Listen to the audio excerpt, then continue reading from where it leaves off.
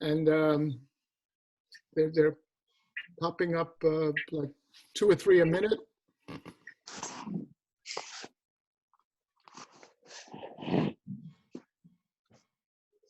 Why don't we start just with very quick introductions? Nothing, we don't want your life history, just kind of who you are and kind of how you fit into gardening. And I don't know the order. I mean, obviously I'll say start at the left and keep going, but I don't know if my screen is the same as your screen. Why don't you take yourself, introduce yourself, and then pick somebody and say you go next, and then we'll go like that and try to get around the screen that way. Okay.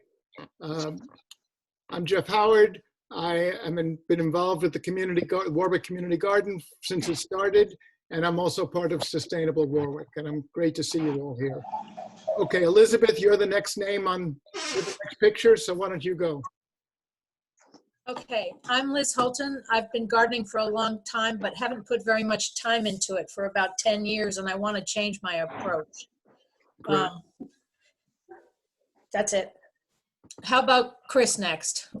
Hi, I'm Chris. I've been gardening pretty intensively for about the last dozen years or so, and I also manage small livestock. I try to incorporate things along permaculture principles on integrating as many functions and increasing life and soil fertility to the maximum extent possible. And Garrett, why don't you go next?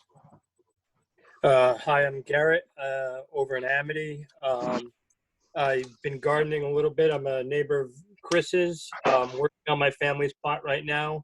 Also doing a little animal husbandry, and my skill set really is as a metal worker, though, which is valuable in all aspects of homesteading.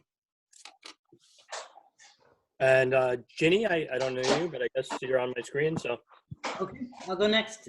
Ginny, I'm in Warwick. I'm connected with Sustainable Warwick, Community Together. And, you know, as long as I've been gardening, I just never really got it down right. I got some critical things that keep going wrong. So I'm really interested in. And let's see, I'll pick, how about Tara? Hi, I'm Tara. I have been gardening vegetables and herbs. This is going to be my 4th summer, and every year I learn a little bit more, and have been changing things, and every year has been getting better. So that's why I'm here, just to learn and hopefully to have a better garden every year. Somebody. Tara, you have to pick somebody. Oh, this is Carly Foster. I'm in the village of Warwick. This is my 3rd year gardening. I started off with 1 raised bed, 3 raised beds, and then this year we have 10. And so we're learning, and I'm looking forward to learning more about everybody. So Carolyn, why don't you go next? I think that's me, yeah. Yeah. I'm Caroline. I helped the Sustainable Warwick set up their website like years ago. And I have absolutely no gardening experience whatsoever, and I just want to learn more. I live in Warwick. I'm on South Street Extension, and that's it.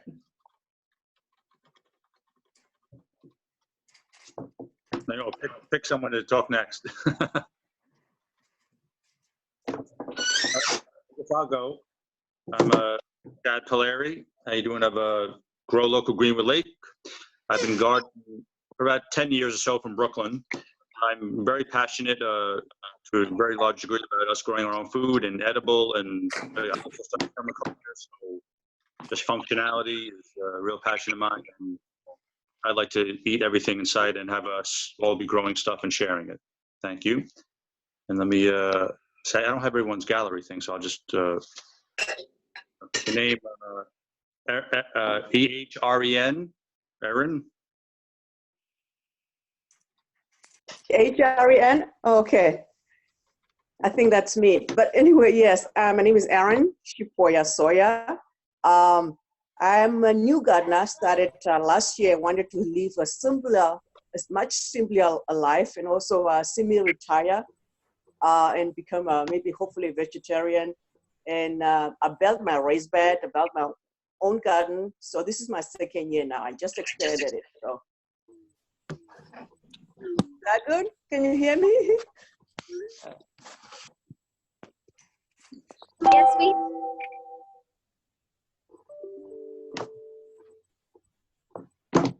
Wasn't gone yet. Christina?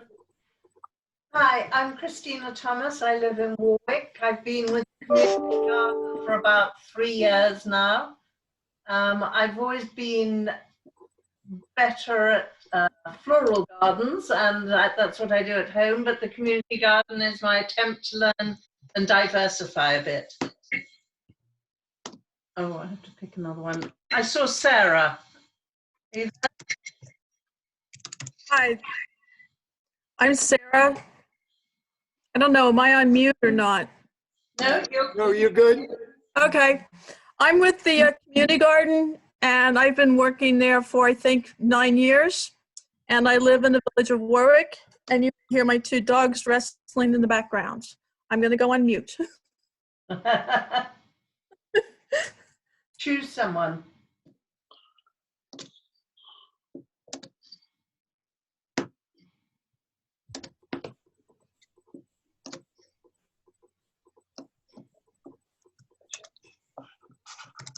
Okay, I'm gonna jump in. This is Christy, and many moons ago, I had a good-sized garden in my backyard. But since moving to Warwick, I don't have the space. So I have been doing container gardening on my deck, and it's been extremely successful. But I'd like to broaden that a little bit and learn some more.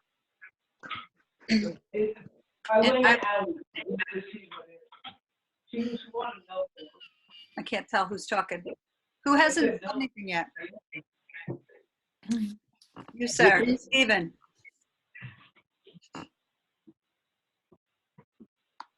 Stephen, you're muted.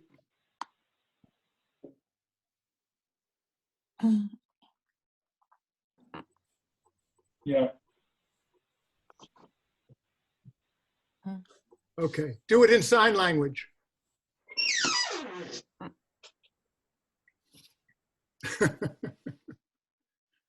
Okay, we'll come back to you. Vicky? Vicky Bradati? Hi, sorry, I think I was muted. Hi, I've been gardening for a few years now. I have a couple of small plots. I'm trying to expand this year. I tend to do a lot of tomatoes because they seem to work for me, but I've failed at a few other crops, and I'd love to learn how to kind of diversify what I'm growing. Who do I see up here? Lenny? Yes, I'm here. I'm just doing a little bit of container gardening. All I have is my deck off my apartment, and I don't have much sun either, so that's another problem. So I can do mostly green leafy vegetables, I think. But thank you. Interested in what everyone has to say. Can you pick somebody? Okay.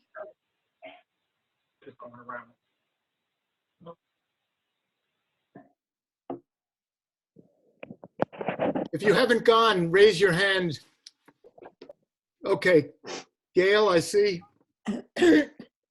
Hi, I have quite a nice sized garden with a 7-foot fence, but I've never been up here consecutively, so I've been a kind of a pathetic gardener because I was back and forth between Manhattan and Warwick, but now I'm here and I want to grow things outside my fence, but I have a lot of deer, and even though I've been gardening for a few years, I able to start things from seed this year because I'm here all the time, and I'm continually trying to learn. And Kelly gave me lessons last year in permaculture, which I'm trying to incorporate in my growing this year. Okay, great. Hi, Gail. Who else? Marty? Hi, everybody. I'm Marty. I have a small plot of land. I also have a small greenhouse, and I want to do better at getting things from the greenhouse out into the garden. Okay. Anybody? Allie? You're muted. Oh, thank you. Hi, I work from home. I should know how to unmute myself. So yeah, I have a garden for the last 3 years that, like somebody else said, we basically yielded a ton of tomatoes and nothing else. So trying to figure out how to do a little better at diversifying what we're getting. And so I did join the gardening club, which unfortunately has been put on hold. So I'm excited to be in this group and learn a little bit through all of you. I nominate Carly if she hasn't gone yet. I did go, but all right. Soul worthy. Kim and Ken Lucas are here. We have a home garden that we did some major upgrades to last year, and this is our 3rd year participating in the community garden. And again, it's pretty sad that is put on hold, but we're looking forward to when that starts up again. And we're also looking forward to hearing from all you. Anybody who hasn't gone, just speak up. Hey, this is, can you hear me now? Yes. Great. So I'm Steve Karras. I've been keeping my hands in the soil for the past 60 years. I've got a garden in Pine Island area, a fairly large garden. I helped Dave Washburn build the first raised bed frames in the community garden, and that's the last time I was involved in the community garden. And I'm kind of in a unique situation because I was planning to move from the area to far south last month, but that's on hold now, so I've started up my garden again. Glad to have you with us. Anybody else? I'm over here. Hi, I'm Nicole Hickson. Live in Warwick. Been here this is our 2nd season in our garden here. We have I think it's 25 by 28 foot plot, and we're planning on doing a lot of vertical gardening this year in that space in order to maximize and try to be a little bit more sustainable with what we grow and what we're producing for ourselves. So yeah, we grow from seeds. I'm in my office right now. There's plants everywhere. And just, yeah, really excited. Anybody else? This is Sean Downs. Oh, you can go. I missed the beginning, so it sounds like we're just sharing a bit about, I'm not Brad, by the way, I'm Carrie. I just signed it on my husband's account. Just a little bit about our gardening. This is our 2nd summer with our land here. We have about a half acre up in Hewitt on top of the mountain in West Milford. So we're very close to Warwick and near Greenwood Lake. We tried to grow a lot of vegetables last year, but we have a groundhog family. So we ended up with a ton of tomatoes. And I think we might have learned that our chickens eat a lot of we locked our chickens up. They're not going to get in the garden this year. And we're just kind of we're trying to do what we can with the space we have. We're trying to navigate a septic system and a field and trying to learn how to plant it and use the space that we can plant. Yeah, it's about trying to get involved in the West Milford community garden too, but they're shut down, so we're doing what we can. Okay, I think that, Nicole, have you just come on board? Sean hasn't went yet. I thought I went before. Did nobody hear what I said? Yes. Sorry. No worries. Sean. Hi guys, it's Sean Downs. I just moved to Warwick 3 years ago from Pine Bush, New York, and finally just bought a new house on Kings Highway, and we're just trying to find the location to put the garden, and that's why I'm here, to learn more about the location and get started with the basics. Thank you. Is that it, everybody? Hi, this is Ashley. I live in Florida. Well, with this whole COVID-19, I've suddenly found myself with a lot more free time, so I decided to get into gardening. And I started some seedlings just about 3 weeks back, so it has been a very interesting experience. I'm here to, just like all you, to learn more.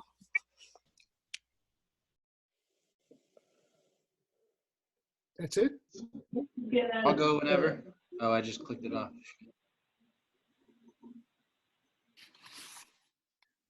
Okay. The next part of the program, it's now about 15 minutes in. Next part is to ask questions.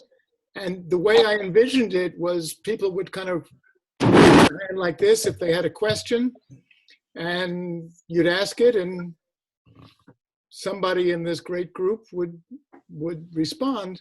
Let me just say this, it's very exciting to have, I think there's 25 of you at least, and there's all kinds of different levels of experience, all kinds of different situations, and it looks like it's going to be the start of a very successful and interesting session. So many of this is now mid-April, end of April, so a lot of you have gardens started. Who's got a question? Nobody? I do. There you go, Gail. Last year when Kelly was giving me instructions, she had me buy fabric so that I could cover my plants in colder weather. So I've been very judiciously like tucking my plants in my garden in at night with a cloth cover. But am I supposed to take it off during the day so they can get more sunlight? Or do I keep the fabric over them to keep them warm at this time of year?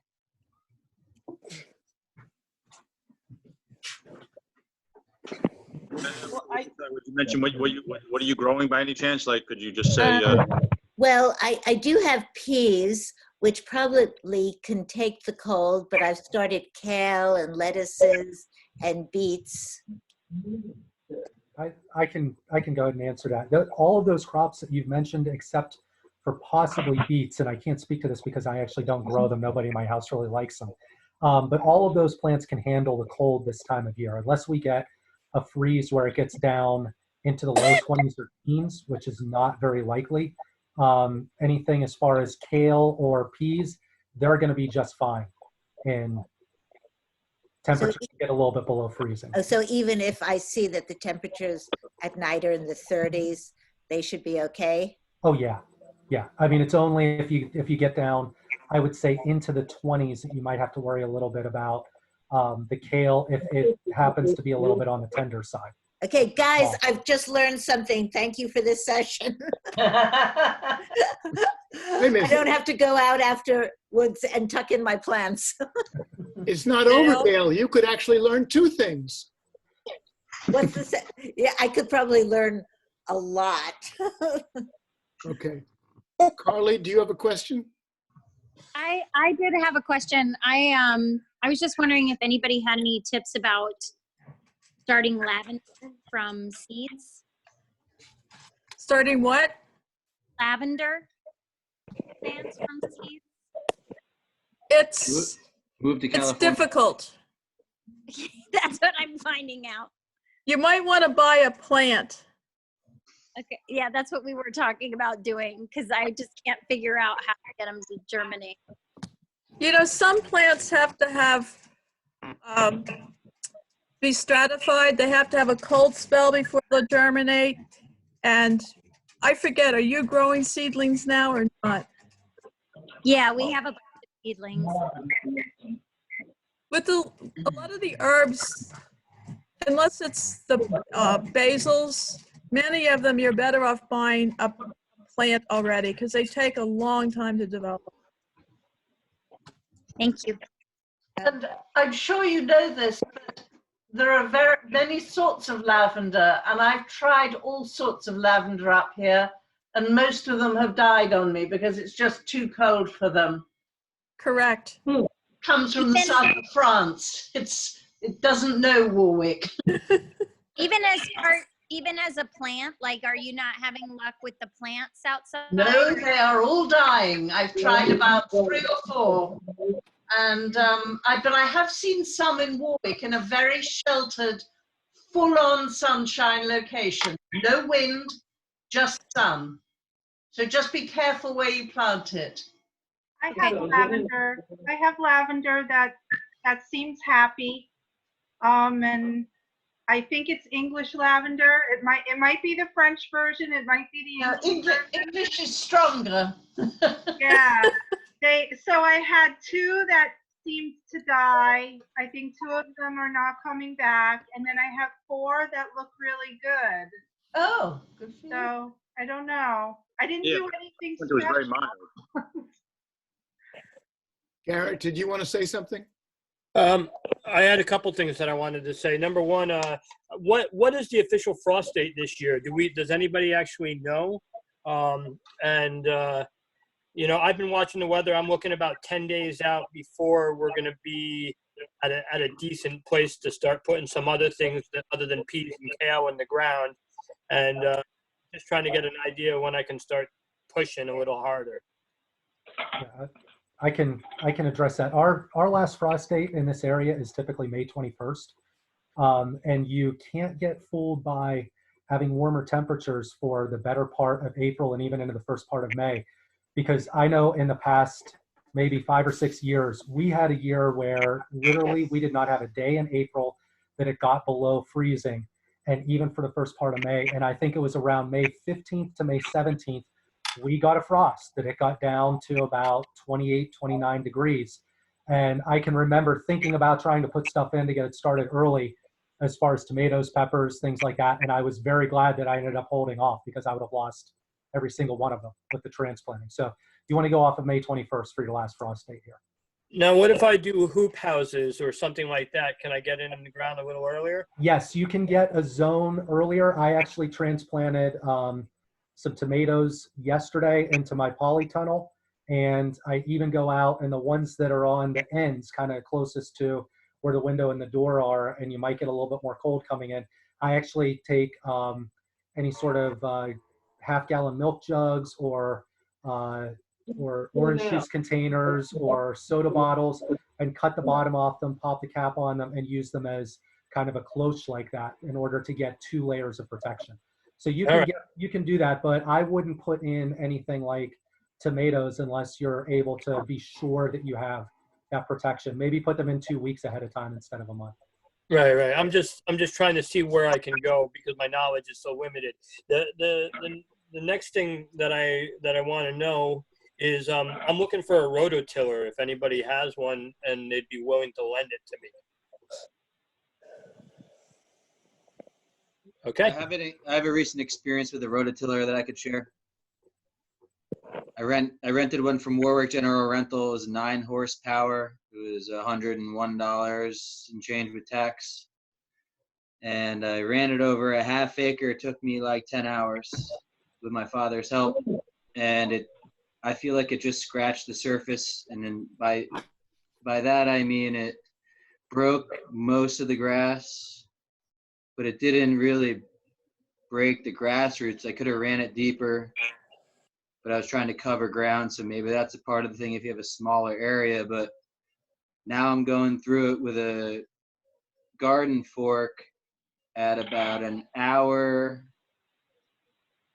for every 20 feet for a 4-foot wide bed. I'll share if I may. It's relatively back-breaking, and I'm trying to go like 4 inches instead of 10 inches. And that's my real question here is like, how and after watching, and reading Elliot Coleman, he says 2 inches is enough for some stuff. And his reasoning for that is you don't want to stir up the weed seeds that are lower than 2 inches. So I'm like wrestling with this depth. I'll share, if I may, for you guys and girls.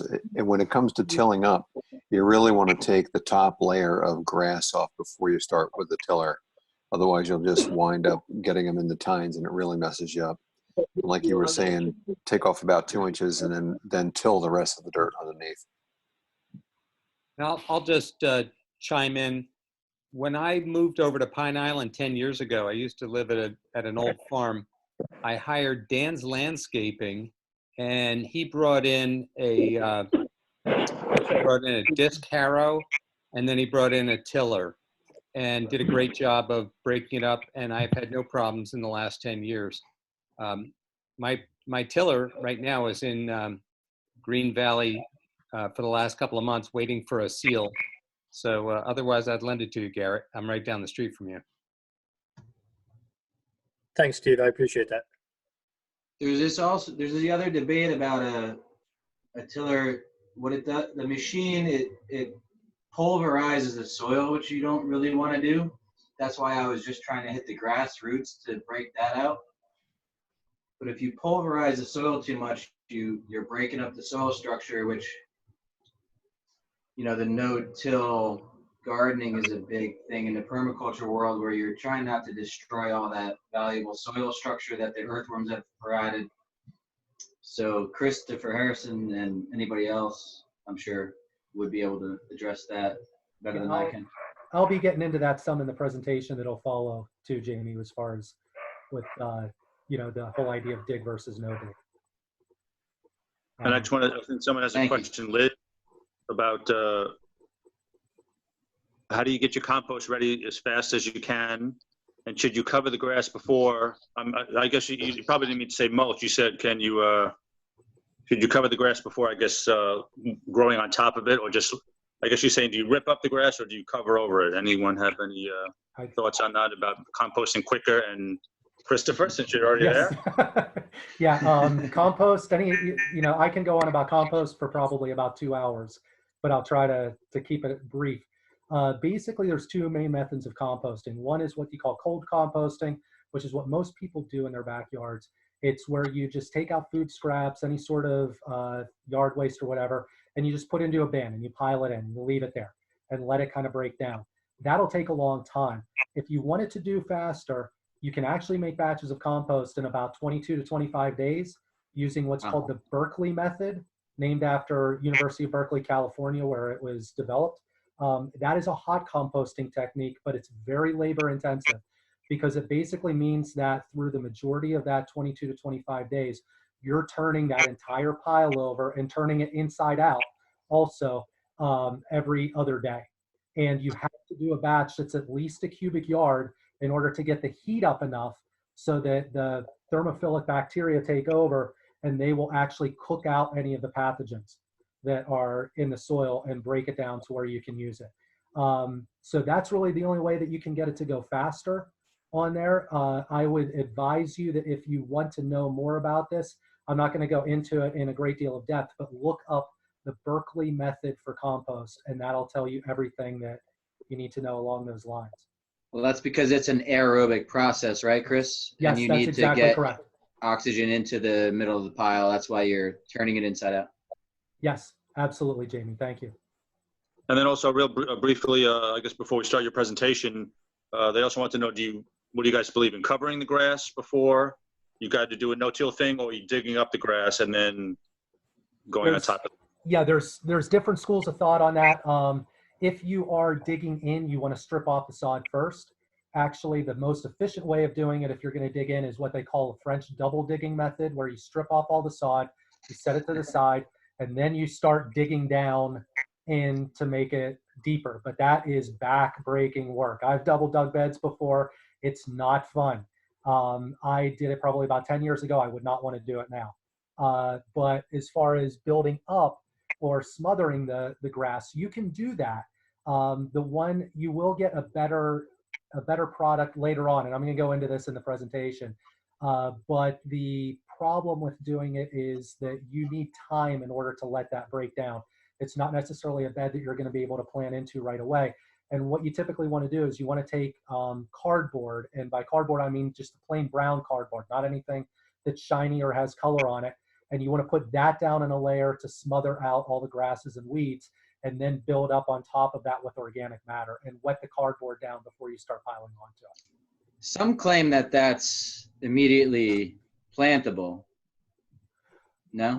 I think it depends on what you use on top. If you have a lot of organic matter that you can put on top, especially a lot of soil and compost, yes. Manure. Manure, well, it depends on how well cured the manure is. I don't know that I'd want to plant directly into just plain manure on its own, even if it is cured.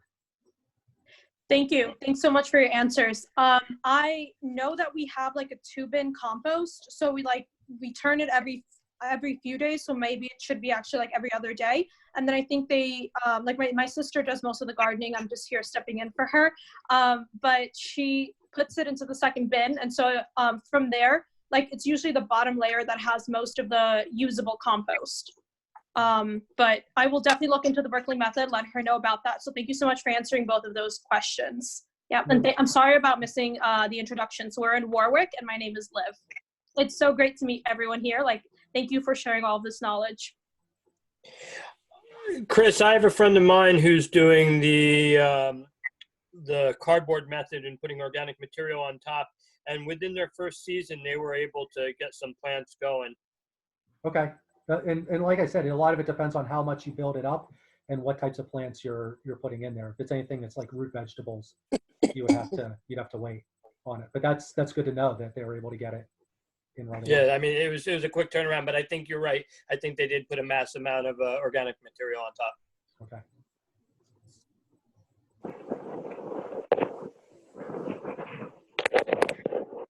Jeff, do you want to start the presentation and more questions? What do you? I want to ask a question on somebody's behalf. Let's see.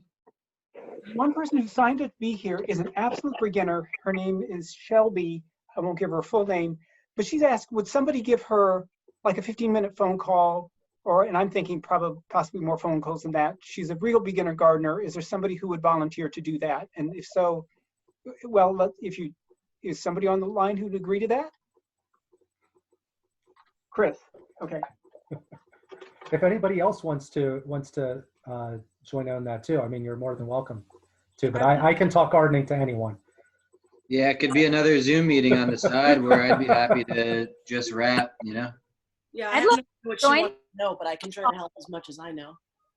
I'd love to join the call and just listen as a newbie myself. And, Maybe and- we like a 101 call. We'll just keep love that. going all night. Let's go. And I would also just, urge Shelby to stay on for the presentation, because I'm really going to get into a lot of the basics on that could probably help her out a lot with it. And if she's not able to, she had a conflict, so she couldn't join tonight. okay, She'll join in future weeks. if you can email her, Michael, a copy of the presentation, because I think I forwarded to you and I sent out to a lot of other people the PDF Sure. to print it out. And please have that forward that on to her, and that may answer some of her questions before she gets started too. Okay. And one of the questions a lot of people are asking is, like, what are you planting now? We've sort of discussed that, but peas, I've heard. Some families don't like beets, chard. Fava beans is a big one to get in right now.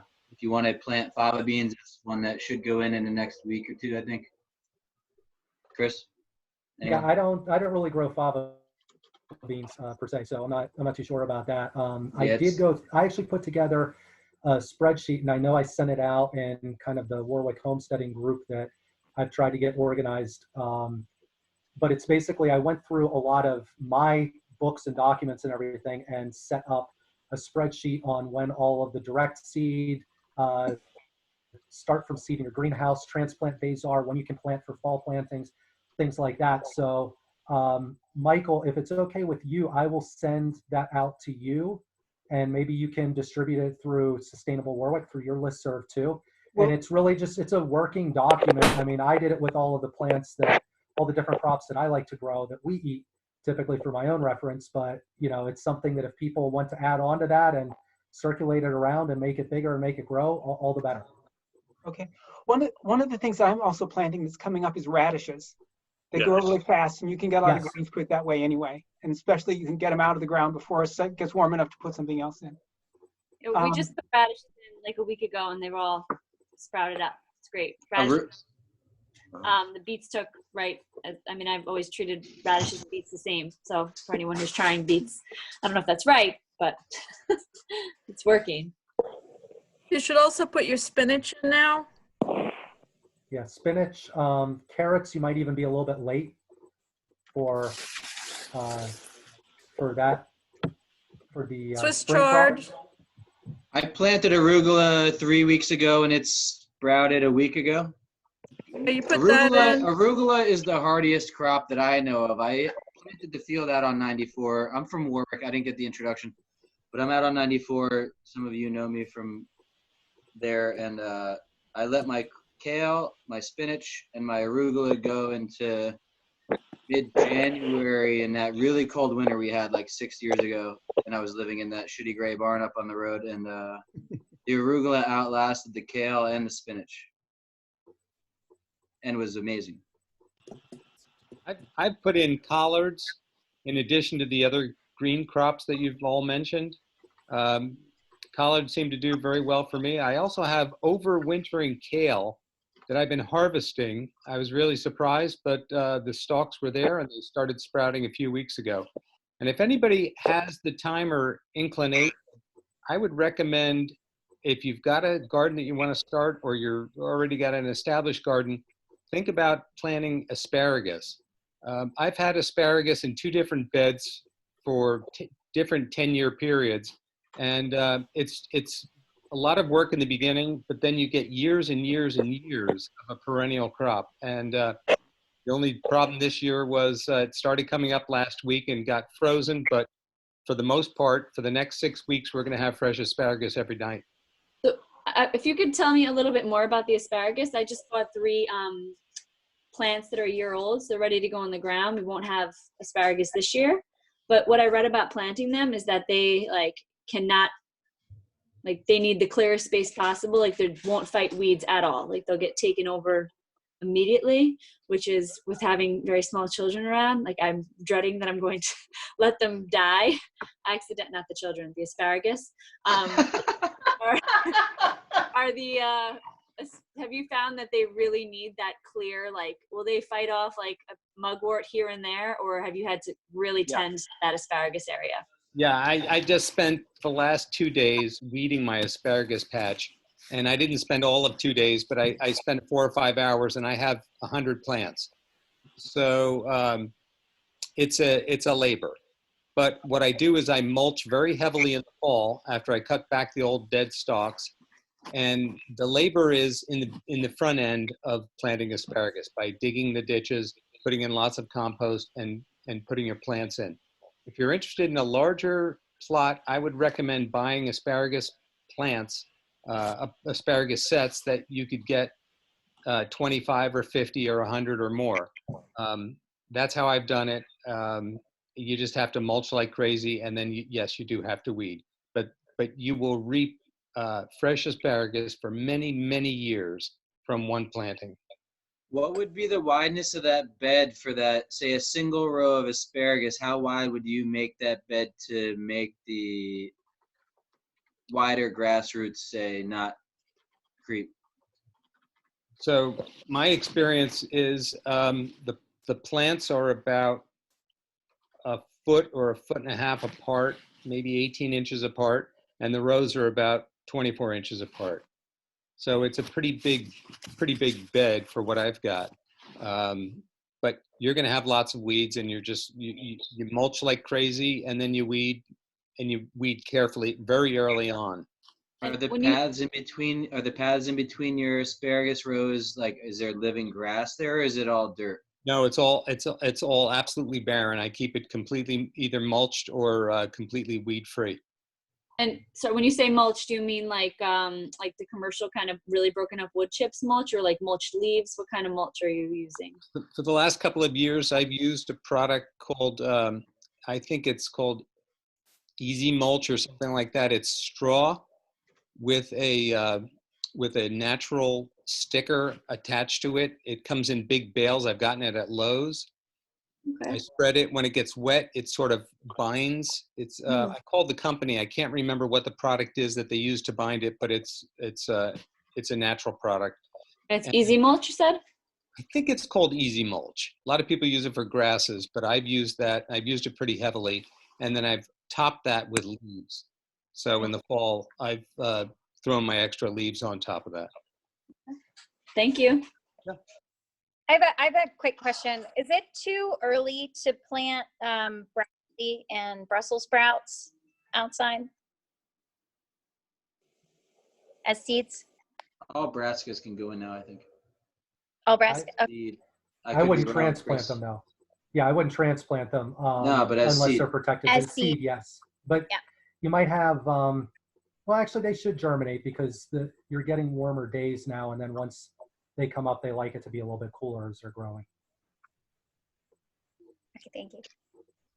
But straw could work well as a mulch. Actually, it'd be a great mulch because it's seedless, allegedly, as compared to hay, which has seed. And I'm thinking with this Easy Mulch, clay might be a way to make that straw bond like you were talking about with this Easy Mulch. And you can get clay from your subsoil. Any subsoil has a clay content. Can we backtrack brassica real quick? So if I did start indoors with them, when do you think would be a good time to transplant them outdoors? I've been like hardening them off. They've been living outside for a while now, a couple hours here and there during the day, and I've been bringing them in at night. But when do you think I could get them in the ground in the garden?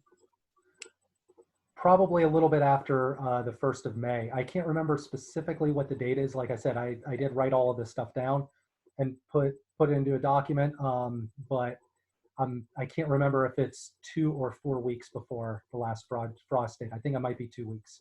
And that's unprotected. If you have them under protection, you can get them out a lot sooner. Like I transplanted broccoli into my polytunnel, but that's something that I can close up and gain basically a zone of planting, and even with the nights we've had that have gone below freezing, even with the snow that we had last Friday morning, they were fine. They weren't bothered by it at all. Thank you. Chris, are we going to get access to that document, or I believe you said we are, but I'd love to see. Yeah, I actually just forwarded it over to Michael as we were right after we mentioned it. If you would have given me your email address the first time when I asked for it, you'd have it already. But since you didn't, I'll send it to you after the meeting. So, that sounds good. Email address, and I don't have it. So Yeah, if you got, I think I copied. No, actually, I didn't copy you on it, Carly, because I didn't get your email address until earlier today. So yes, I'll forward it over to you too. so if you are on the meeting now, but you didn't get an email from the Sustainable Warwick 5 Gmail account for the invitation, send us an email now, and I'll put you on the list, and then I will send those out to everybody. It's a 5G account? sustainablewarwick5@gmail.com. So 5G.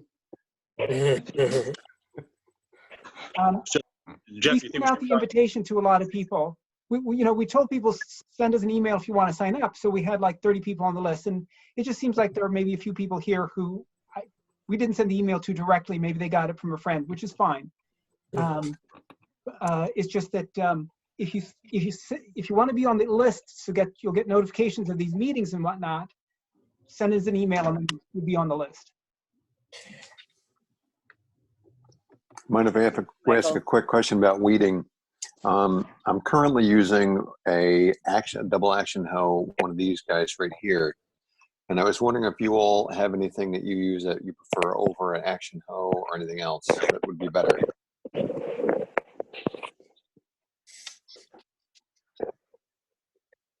Jared? Oh, my hands. A high wheel cultivator, maybe. It rolls along on a 2-foot or 18-inch wheel, and it's got the 5 tines or so. and that does a similar thing without having to hold it up or maybe push it down. You have some leverage and some rolling. Cool, thanks. The other thing that works is you can buy a hoe with a little triangle on it. But those stirrup hoes are good. We use those in the garden, don't we, Sarah? Yes, we do. Yeah. Yeah, I would recommend one other one too, which is what's actually called a Foken hoe, and it's basically it's a Polish instrument, and it's got kind of like a one blade that's kind of curved and comes out on it, and you can use it at different angles for a wide variety of different approaches to gardening. It's almost like a sharp half spade, if you have to describe it. That's twisted. I wouldn't even necessarily describe it as that. It's a blade that kind of comes out. It's got a little bit of a gooseneck on it, and then it goes straight, and it's got an angled chisel point on the end of it, and it also has one edge that's sharp. So you can use it where you turn the chisel point down, and basically dig and weed with that. You can turn it kind of where the flat edge is to the side, and use it almost like a scuffing hoe. But it is, without a doubt, one of the most versatile gardening tools that I've come across. It's really up there with a lot of kind of the Japanese gardening tools as far as multi-purpose usefulness. Chris, can you spell that for me? Yeah, it's F-O-K-I-N, a Foken hoe. Thank you. There's another name for it that it's a Polish name that I can never remember. It begins with a P, and it's probably about 17 letters long, and about, I don't know, Just 90% of them are plus, consonants. a ploskres. A Yes, ploskres. yes, that's exactly what it is. Thank you. Yeah. If someone were to Google Foken hoe, would that come up? Yes, as long as you spell it correctly. I just did, and it came up. Yeah, it came up with the ploskres. Yep. Yep. I wasn't trying to be funny. I was trying to be helpful. We have On that. the garden tool note, I just watched this amazing video by Elliot Coleman. I posted it on my Facebook. It's called the talk in front of the Utah Sustainable Garden or blah blah blah, whatever farmers conference was entitled "Nothing is Impossible," and he spends a long time talking about garden tools, and he's lent a lot of innovations to Johnny's seed catalog and salad cutters from beds, and they're operated by turn drills and stuff, and like he's pretty on top of the gardening tool stuff. I don't know if it's in all of his books. I haven't read them all through, honestly, and but he talks about it thoroughly in his video. A lot of these tools that are innovative and very helpful, and they're inexpensive. He teaches you how to make them out of, like, say $100 worth of PVC, which I hate as a material from Home Depot, but you can get it, you can make it. And he talks about the assembly and stuff, and it's very helpful as far as the garden tools go. And Johnny's Seeds catalog has a lot of tools. Probably sold out now. But. Michael, do you want to move forward now to the presentation? Yeah, just looking at the time when Chris needs to get to his presentation, there is one business matter, another business matter I'd like to mention. And that is, I know a lot of people are just busy planting a garden and studying that.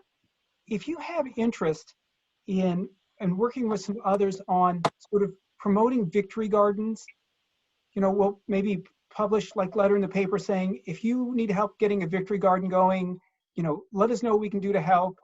If you're interested in doing that sort of thing, could you email Chad at growlocalgwl@gmail.com? And Chad, can you put it in the chat so everyone can see that? All right, got it. And then, and I'm hoping that we'll also have some other plots. You know, gardeners don't have committees, right? We have plots. So we have this, tonight we're mentioning the Victory Garden plot. and not everyone has to get involved in that plot.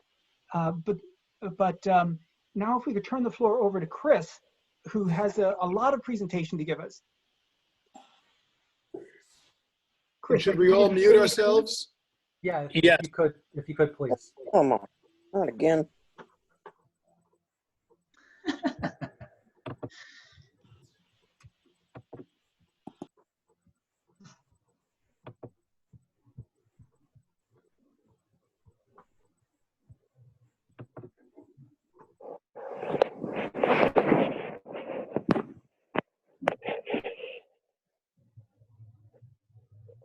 Okay, so we're going to go over some of the basics here on just site selection, layout, and good soil management. And a lot of this stuff is geared towards starting up a garden. When we get into a lot of the things with layout and good soil management, though, these are all things that you can kind of use to move forward. And I'm going to move through some of these a little bit quickly just for the purposes of time. But this is a document that I already sent out to a lot of people. I know I sent it over to Michael, and Michael, if you can send it out to the emails of any people that showed up for the chat today, that would be great. And we'll go ahead and move through. So first thing, just a few things about me so you know where I'm coming from. I've been practicing organic gardening and chicken keeping using permaculture principles for over a decade. We've lived here, this will be our 13th year in Warwick, and I've maintained a garden every year, and it's pretty much just grown over time. Also, I am a licensed civil engineer with a professional focus on stormwater management. And I've used a lot of these things as far as water resources to understand and link together with a lot of gardening principles, not necessarily things that I'm going to go into today, but maybe for some of the more advanced stuff, if there's things that you have questions on how to passively water your garden and take advantage of a lot of runoff and downspouts and things like that, and link that together with your soil. Those are things I can help you on. And I've gone through 2 permaculture design courses that give you a lot of ideas on how to link together a lot of these different features in a way that you're kind of leveraging natural principles in order to make nature work better, not just for us, but for itself, okay? So a couple of the basics on a garden. One of the biggest mistakes that people make is wanting to stick their garden in a corner of the property. Do not do that. What you want to do is you want to put it close to your house. You want to put it in a place that you pass by every day, ideally several times a day. And the reason for that is you'll have a better garden the more that you observe it. And the more that you have it in an area close to the house, if you pass by all the time, you're going to find yourself going in there, looking at things. When you see weeds coming up, when you see pest pressures, when you see disease start to come in, you'll notice it a lot faster.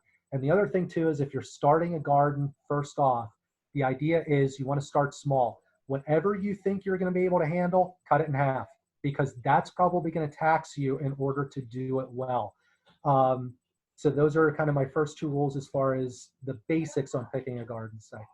Now to move on to some of the things that influence your garden site.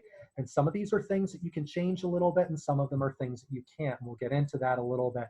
You can see here the 5 main things that I have are sun and shade, wind, slope, water, and pests. Looking at sun and shade, the basic rule of thumb on this is the second bullet point here. You can always create shade. You can always put up structures to create shade.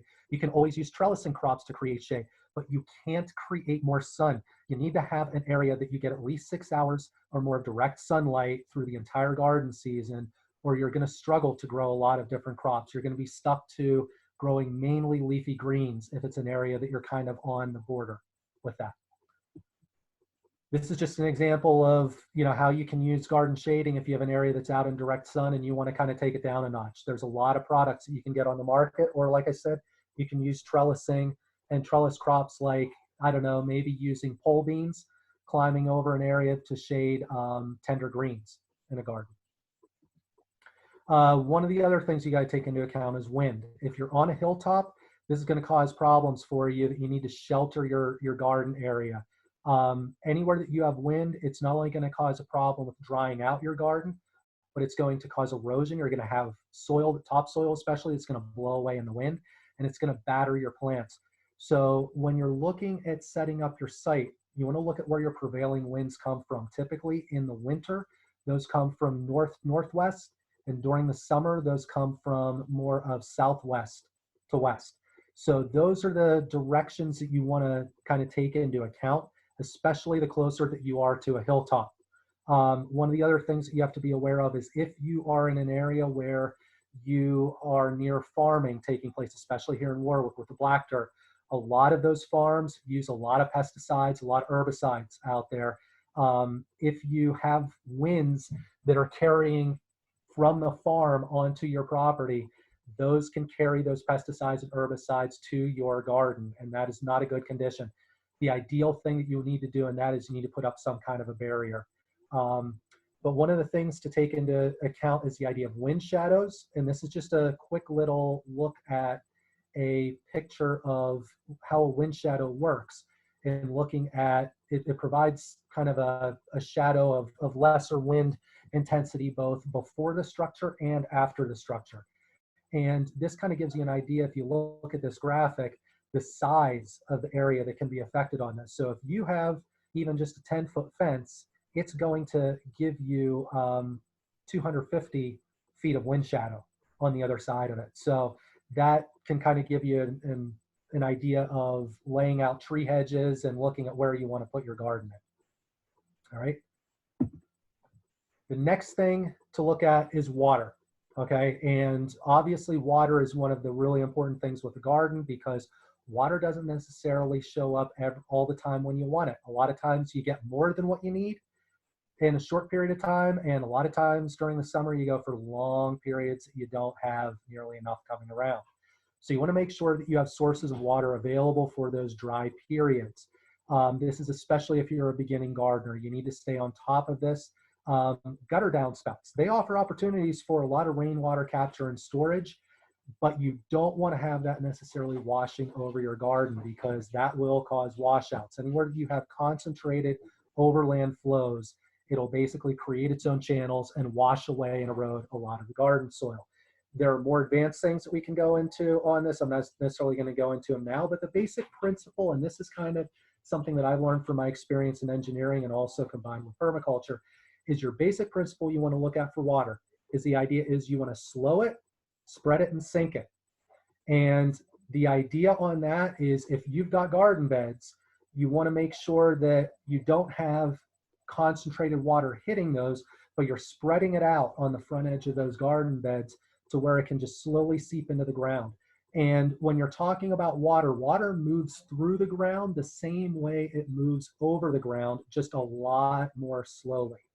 So if you're spreading out that water where there's runoff and it's sinking down into your garden beds are going to retain that moisture for an extended period of time, and that reduces your external watering needs. So this next slide is just a couple, or these next two are kind of examples of how you can capture water for use. Anything that you can capture for rainwater runoff is going to be superior to a hose, mainly because when you're bringing water from a well, you're looking at having mineral content in that, and you can actually have salts build up in your soil over time, which can make kind of degrade your soil. If you're bringing it from town water, a lot of times your water has a little bit of chlorine in it, and chlorine kills off any sort of life. When you have rain come down, rainwater is naturally charged with nitrogen from lightning in the atmosphere. That's one of the prime nutrients that you want to use to feed your soil. That's the reason why if you look outside, anytime after you have a rain event and you're growing a garden, you will see your plants almost pop after you have that rain come down, a lot more than what you see from feeding them from the hose. But one of the things to take into account is there's the common misconception of people will hook up one rain barrel to a downspout and think that this is something that's adequate. It really isn't. A rain barrel is only 55 gallons. If you get a 1/4 inch of rain on an average roof, that's going to fill up a rain barrel to overflowing. If you're going to use rain barrels, you want to use them in series, kind of like this is, at least 5 of them. You want to have a minimum of 250 gallons of rainwater capacity to have anything that's really going to get you through any time at all. If you want to take a step up from rain barrels, one of the next things you can do is, larger water tanks. And these are really the ones that give you a lot of oomph. But they do take up space and they're not cheap to get, especially in terms of shipping. One of the common things that people use for this is IBC totes, basically those cubes that are used for a lot of chemicals and things like that. You don't want to get the ones with chemicals. You want to get ones that are basically food safe.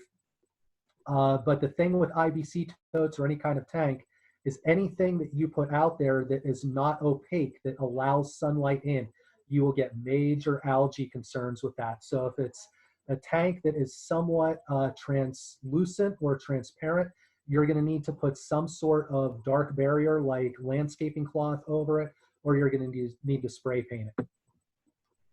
Right? Jamie, I see you raising your hand. Did you have a question? Okay. Well, I have two concerns. Yes. Are any of these tanks lined with BPAs that we're aware of the chemical intrusion of that? And what about your roof surface? Standing seam, metal roofs are obviously ideal. Galvanized roofs are not ideal.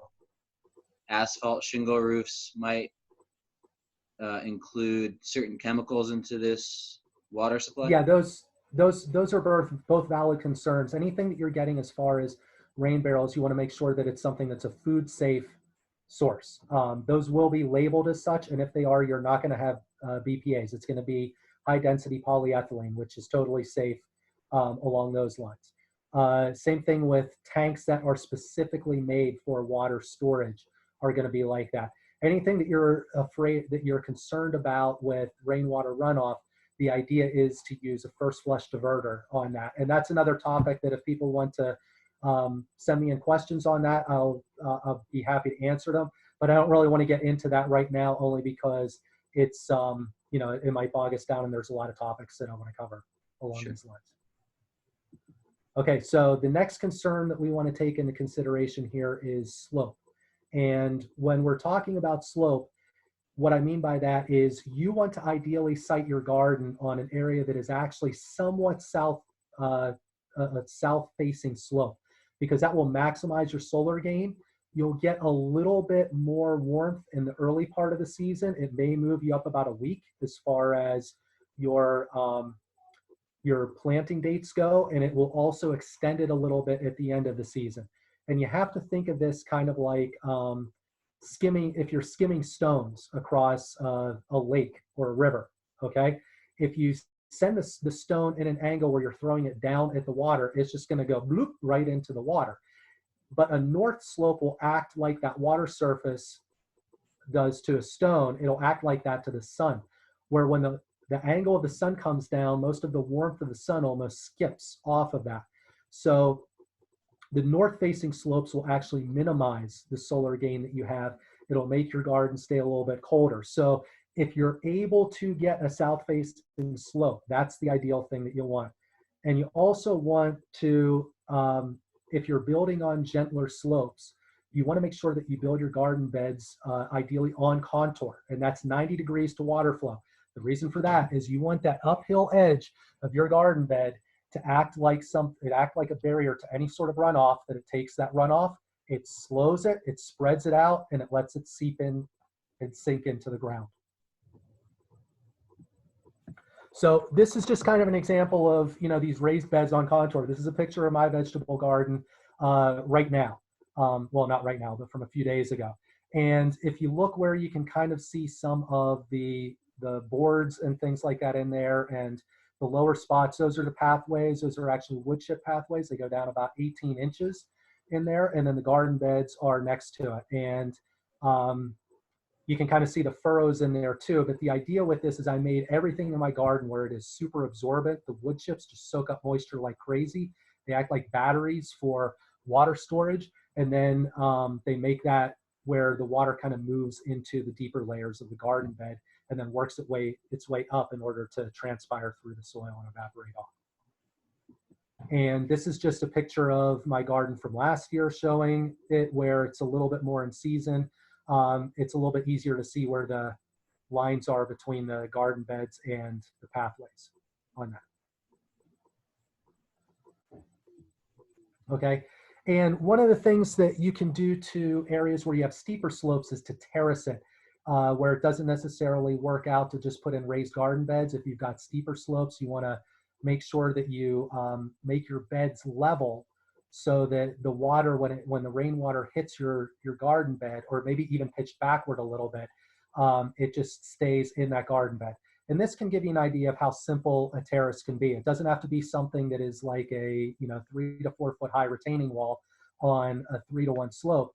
I have these in some of the areas of my garden bed in order to stop erosion. I have them on some strawberry bed, and this is actually one of the steeper slope areas in my garden between a garden bed and my polytunnel. And this is just basically where I took some bamboo and drove down, cut it into lengths, drove stakes down, and then just took pieces of it and, zigzagged them through in patterns and, and kind of kept it there like that. So that's just an example of a simple terrace wall, the type of thing that you can put in your garden.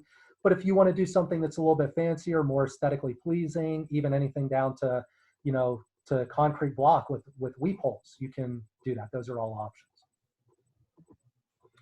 Now, this is one to kind of show a little bit of an example of terrace beds through earthworks. I have beds that are on the side here. This is an area that I kind of added onto my garden later on. And these beds aren't laid out in an ideal fashion, but I put them in here in order to save space. I put them going down the hill rather than opposite to it, like I was talking about earlier. But in order to prevent the soil erosion and also keep the water from running off, or to make it where it just sinks in, I put these yellow lines in so you can kind of see what the edge of the garden beds is. And I made them where they kind of go down like a staircase like that, where you've got a garden bed and then there's about a 45-degree slope from one bed to another, and then another garden bed. And if I get the time to, or I'm feeling ambitious, I may actually put more terrace walls in on these to get rid of the 45-degree slopes. But I found that these work fine for what my purposes are right now, and I don't really have anything washing off much, just maybe a little bit off the sides. That when that happens, I just kind of push it back up to the top. So next thing we need to consider with this on the layout and setup for our garden is pests. And pests can be the downfall of gardening efforts. As I've heard a few of you mention about having problems with groundhogs coming in. There's a lot of different things that we can get in there. Rabbits, groundhogs are one of the worst ones. Deer also are some of the worst ones. So in looking at this from kind of what we would say is a permaculture perspective, we need to look at what are the base animal behaviors that we need to counter on this. Instead of looking at it from specific species, what are the behaviors that we end up having trouble with? Well, there's 4: burrowing, climbing, jumping, and squeezing through. So let's look at a little bit on how we can address those. Okay, first off, for burrowing, this is probably one of the best things that you can do to get rid of burrowing animals. And it's the idea that you're putting in some sort of wire or hardware cloth in a trench that you don't just take down, but you also take out. Now, if you're not able to do this, if you take the wire and run it out, maybe about 18 to 24 inches on the outside of your garden, that can help too, because a lot of creatures are going to try to burrow in. They're going to try to burrow from next to the fence. They're not going to want to go as far back. But groundhogs can be pretty persistent. That may not work. The idea is that you are basically preventing that animal from having an easy path where they can go under the fence. So you want to have a minimum of 10 inches down and 10 inches out. I would advise going above that though for groundhogs and rodents. They can dig a lot deeper than that. Climbing. Squirrels are one of the main climbers on this. One of the best things to do is if you've got, we live in an area that black walnut trees grow like weeds around here, and shagbark hickories proliferate too. My experience is squirrels really don't care about my garden because we've got so many black walnut trees and shagbark hickories in the woodlot and in the tree hedge between us and our neighbor that they're totally occupied with those areas. But if you do have a problem with squirrels coming in and robbing things from your garden, one of the things that you can do is put up a little bit higher fence. They don't like going over things that are tremendously high that put them out in the open because that makes them vulnerable. It exposes them to predators. So it's going to tend to keep them away a little bit. But you also kind of have to approach a lot of these from the standpoint of, especially with climbing and squeezing through, some of the animals are just going to get in there. Okay, and the idea is to minimize the number of them that are coming in, make it where it's some of the smaller animals, and they're just not going to take as much away from your garden. Okay, one of the big ones is jumping, and this is deer around here. Now, one of the features that you can keep in mind, and this applies to most of us that are putting in backyard gardens, is that if deer can see that they're jumping into a confining space, like if they can see the fence on the other side, they're not really going to want to jump in there. My fence around my garden, for the most part, is only 4 feet high. I really don't have a problem with deer. The ideal is, though, that you want to make sure they can see the top of that fence. That may mean like putting some ribbons on the top of it or something like that, or maybe running a rail on the top of it. But I really have not had problems with deer getting into my garden with that size of a fence. But if you are talking about a much bigger plot, like, you know, what Jamie, what you talked to you about, the size that you're putting in, it makes it pretty difficult to put a fence around to keep deer out. Deer can jump pretty well. So if it's an area where they can only kind of like walk up to the fence and jump over, you need at least 8 feet. They can hop over, they can make 6 feet and no problem from a standing start. I heard you can trick them. I heard you can trick them visually with 2 layers of fence, a tricky fence. Yes, I was going to get layers. into that too. Yeah, deer do not have good depth perception. So if you give them 2 layers of fence, they are not going to jump over it because they can't really see where they're landing on the other side. If you're just doing 1 layer though, these are the guidelines here that you need to go by. So that's a good point, Jamie. Thank you for bringing that up. I'm not controverting you in any way. Yep. I'm trying to augment. Yep, that's absolutely, I appreciate it. Okay, so for squeezing through, these are some of your smaller animals. Not necessarily like your groundhogs and stuff like that, but chipmunks, rats, mice, things like that. Field mice, they're probably going to find their way into your garden. They're not going to really be a problem. Whatever they get into is going to be quite minimal in terms of damage. Animals like that, I just kind of say, well, you know, I give that up as kind of my own offering to the natural systems, or as it were. But one of the things that you want to do is you want to make sure that your fence, especially along the bottom, has relatively small openings. I would say you want to use a maximum 2-inch wide opening for a fence. A lot of my fence around my garden is basically just that 2-inch by 4-inch opening with the coated wire fence. If you are using something that's bigger, like some of the red line fences you can get from Tractor Supply, that's a lot the heavier gauge wire, what you want to do is you want to run about 18 inches height minimum of poultry wire or hardware cloth along the bottom of that fence. That will basically prevent anything from squeezing through. And when you're talking about the smaller rodents like chipmunks and field mice and even rats, they're not going to want to climb up over things that high because that exposes them to hawks and owls and other things that are able to kind of pick them off. So if you keep the height of that fence to keep them from squeezing through high enough, they're not going to come through. And also you want to make sure that your barrier is continuous, including your gates. You don't want to leave wide gaps at the bottom, at the sides. You want to make sure that it's something that keeps them away the whole way around because they'll find any opening that you leave for them like that. Okay, now we're going to talk a little bit about one of my favorite topics on this, and that is soil. And the reason I say it's one of my favorite topics is my approach to gardening, and this is something that I've heard from experienced gardeners in the past, a lot of them, is that good gardeners focus their attention on growing good soil. And if you grow good soil, then the plants that you put in will be much more likely to thrive.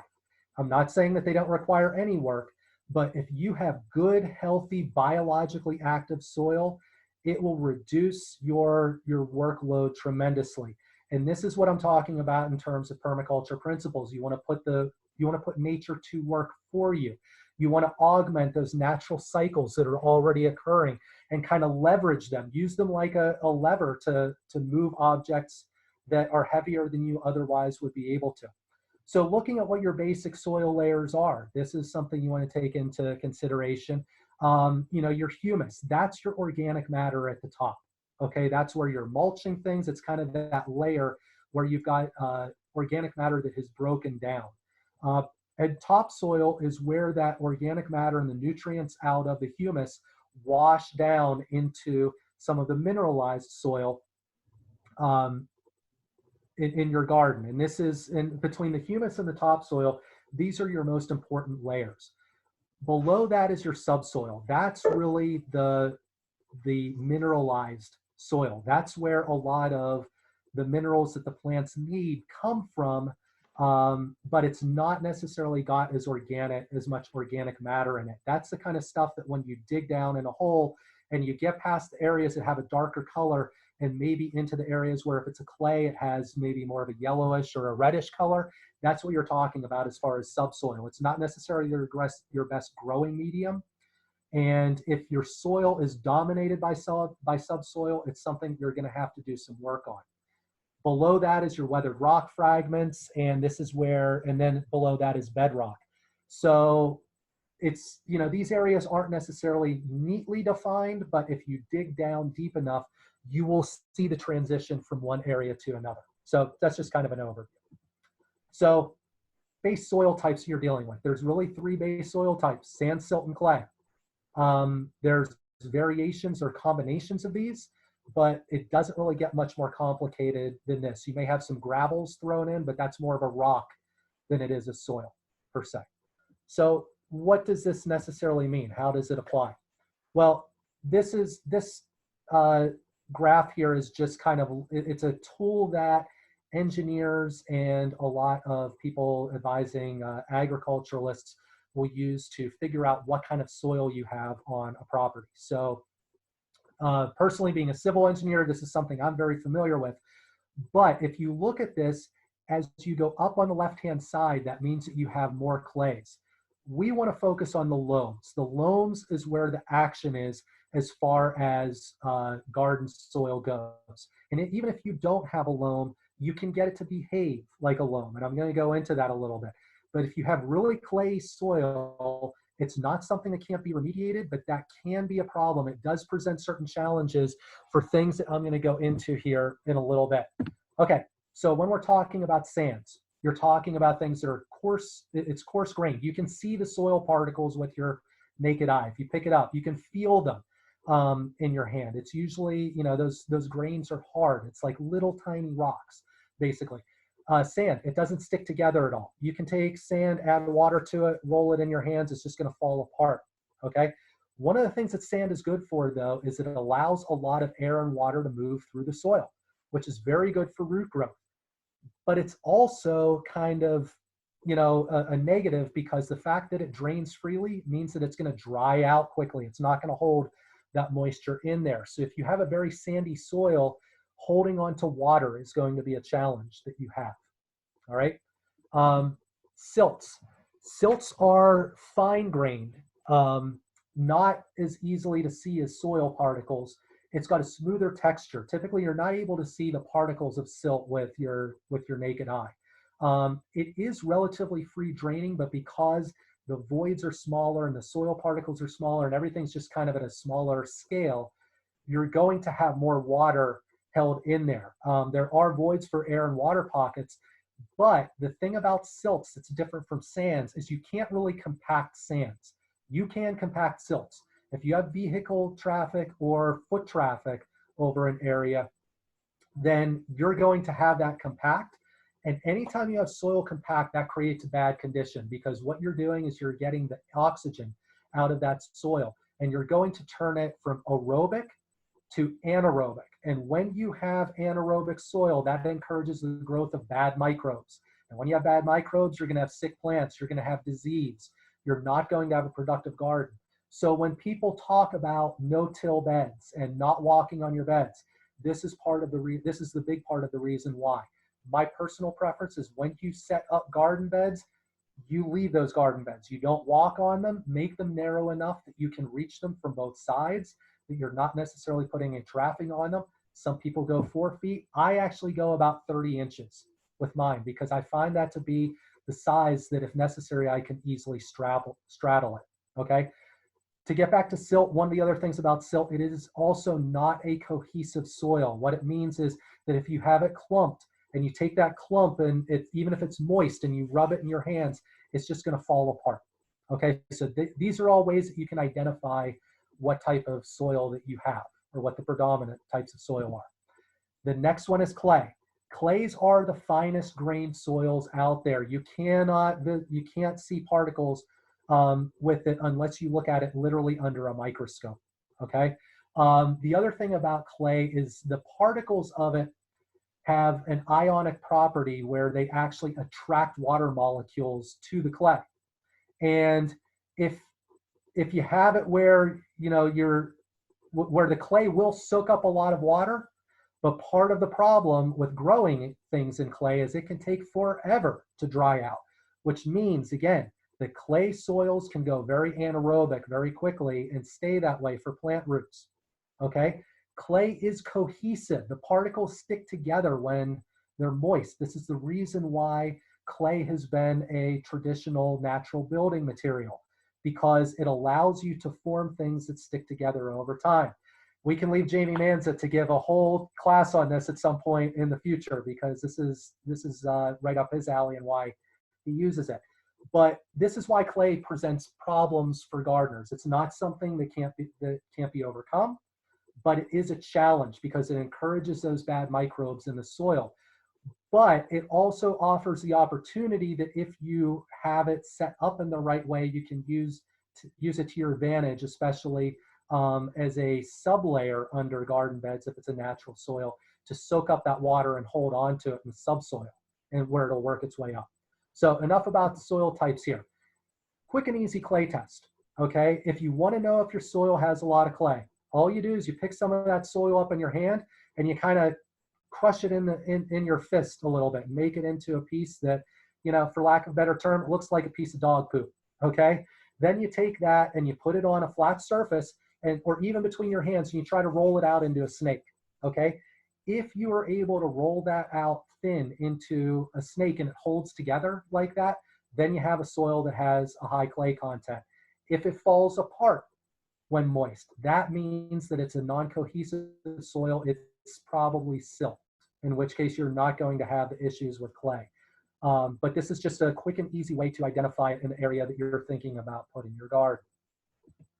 So this brings us to, after the soil types, really what makes dirt into soil, and that was the organic matter. It's anytime that you come across organic matter, it's very easy to see what it is. It's always going to be dark colored. It's always going to have a crumbly texture. And the best thing about organic matter, and this is really the humus, that layer, if you remember, that sits on top of the topsoil. Like if you go into a forest and you scrape off the leaves and you look at what's right underneath, it's always going to be that black, crumbly stuff in there that seems like it's always moist.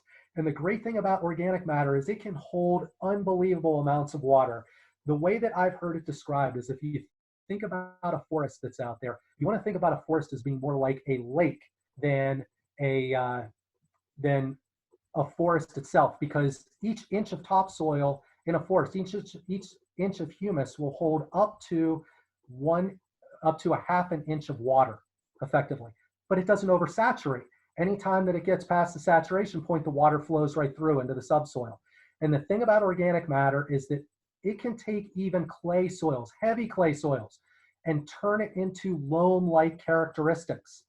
And it's also the foundation for all soil life. Why is that important?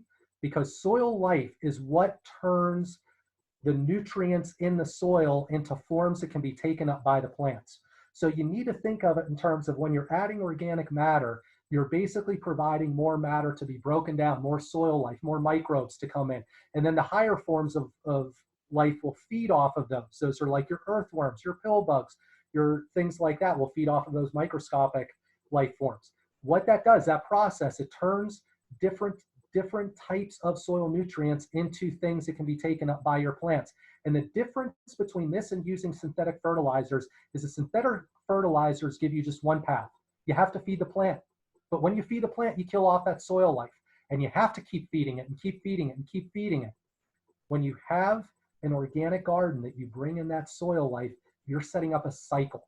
There's actually more than enough soil life, or more than enough nutrients in most soils to support whatever plants that you have in there. You just have to get them into a form that's taken up by the plants. So along those lines, some basic classifications of soil life. These are all things that we want in our soil. One of the things I will advise you on is fungus, okay? There are good and bad forms of fungus. If you get into your garden, and especially if you use any sort of wood chips or leaf mold, a lot of times you'll see things that look like little white threads going all through, especially if wood chips are breaking down. That is actually the fungus. Mushrooms are just the flower of the fungus, but the way you tell if you have fungus in the soil is if you see those white threads. That's not a bad thing, it's a good thing, because fungus will actually help bring needed micronutrients from far away your garden and bring it to the plants. There's all these different symbiotic relationships that these organisms have, that they kind of share things with one another. And fungus is kind of like the internet of the soil in this regard. Plants will actually send down little packages of carbohydrates through their roots and trade it with fungus, along with a chemical indicator telling the fungus what the plant needs. And the fungus will actually bring that nutrient to the plant in exchange for that little packet of carbohydrate.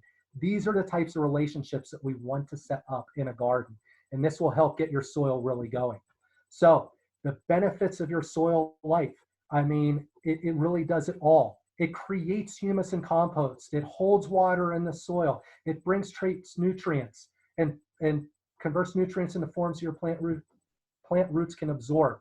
It's really the foundation of a good garden. This is what I'm talking about when I talk about growing soil instead of just growing plants. So, assessing soil life in your garden, the best thing to do is to just dig down in and take a look at how much soil life you have, especially in the topsoil. When you turn over a shovel of earth, do you see several earthworms in there? Do you have to hunt for them? Do you find any at all? Do you see any like millipedes, centipedes, pill bugs, anything like that? All of those sorts of visible animals that you see, all those arthropods, are things that will tell you if you have good soil life. But again, the way you can always build soil life is you just throw in organic matter. It's like the field of dreams. If you build it, they will come. Even if you put it down on something that you don't think that there are anything there, that you think it's dead soil, if you put down organic matter in a large enough quantity and then go back, you will find it teeming with earthworms where you couldn't find a single one before. Okay, one of the other characteristics that we want to look at here is soil pH. Now, I'm personally a believer that this is not something that you really have to worry about that much if you're adding organic matter on a regular basis. Nature will find that balance in there. But the ideal soil pH is in the range of 6 to 7.5, which kind of puts it in the slightly acidic to neutral range. If you have pH that's way out of whack in one direction or the other, it can actually negatively affect the ability of plants to have access to certain nutrients. You can get in a situation where your plants are showing you that, for instance, they have a calcium deficiency by their leaves turning colors and things like that. And you can be adding massive amounts of calcium to your garden, but the problem isn't a lack of calcium. The problem is that your pH is out of whack, and the soil life can't convert that calcium, or it's not there in order to convert that calcium to a form that the plant can pick up. If you're concerned with this, you can actually send it to an agricultural lab. Cornell Cooperative Extension does this. Personally, I've never done pH tests on my soil. I just pretty much just go off the mindset of I keep adding organic matter. If I'm worried about it getting a little bit too acidic, I throw down a little sprinkling of wood ash on it over the winter and let that kind of wash in. Not very much though, because that'll take it too high, and it seems like everything tends to balance out along those lines. Now, one word on contaminated and hazardous soils. These are typically only a concern at former industrial sites. Avoid those if possible. If you know that there's places that you've had an oil tank, especially an underground oil tank, try to avoid that as a place that you're putting a garden. But if you can't avoid it at all, I would highly advise you, if you're in an area that you think is contaminated, get a T-clip test from an accredited laboratory. The thing is, these are not cheap. I'm talking hundreds of dollars to have one of these done. So that's why I say to try to avoid it. But if you can't, that's what you need to do in order to confirm that you don't have any hazardous chemicals. That's all I'm going to say about that. The other thing on it, and this is to me a no-no, is biocides. Pesticides, herbicides, fungicides, anything that is not suitable for organic agriculture. You can get certain substances that, that are considered to be organic, especially fungicides. Anyone who's ever grown tomatoes knows that you can have an issue with fungus getting in there and killing off your plants under certain conditions. If you're using anything like that, you want to only use those measures exactly when they're needed and use them sparingly. All right, stay away from everything that is chemical agriculture on this. I mean, it really defeats the purpose of putting in this kind of a garden to begin with. You want to have something that gives you fresh, healthy food to eat, and in order to do that, you want to keep it organic. Establishing your garden. Okay, now we're getting to some of this stuff as far as how you're going to set it up. So first thing is, do you want to dig in or build up? There's pluses and minuses to both of those. Waste streams. Waste streams are all around us, and they are phenomenal sources of fertility for your garden, especially in terms of organic matter. Making compost. I'll say a couple words about that. We already talked about that earlier. And then mulching and weed control, which we talked about a little bit too. Okay, so digging in versus building up. Why would you want to dig in? Well, for one thing, it can let you get started right away. Anytime that you turn over the soil, you got to think of it, especially if you're doing a rototiller. What you're essentially doing is you're taking a bio realm. You're essentially taking an intact ecosystem and you're effectively putting it in a blender. Okay, so when you till, when you do any kind of mechanical turning over of the soil like that, you're essentially killing off tremendous amounts of soil life. Now, when you're first establishing your gardens, I'm not going to say don't do this. I did this when I first established my garden too. It can help you get set up. It allows you to get going right away. But you don't want to do it repetitively, because when you do this, not only are you killing off a lot of the life, you're stirring up a lot of weed seeds, and you can start having problems with those. If you have grasses, especially rhizome grasses, they can keep coming back over and over and over again and really become a problem. And the other thing is, when you use a tiller, this is also one of the concerns, is that blade goes down. Well, it may be tearing up the soil where the blade goes through, but the bottom of that trench where that blade keeps hitting, it's like a hammer coming down on the soil. It actually compacts your subsoil. It will make it where plant roots can't get down through there. Your water can't freely drain through into the subsoil. So if you're doing it over and over again, it can cause a lot of problems. But to get started in year one, yeah, it's a very viable strategy and not one that I'm going to not recommend. Building up. Building up can mean, you know, if you really want your beds to be the best condition they can, unless you're bringing in literally tons of organic matter, it can mean a year or two of breaking down that organic matter before you're planting, okay? And it also requires significant outside inputs. This is where the waste streams come into play. But it does allow for that soil life to really take off. You're not creating any sort of compaction in the soil.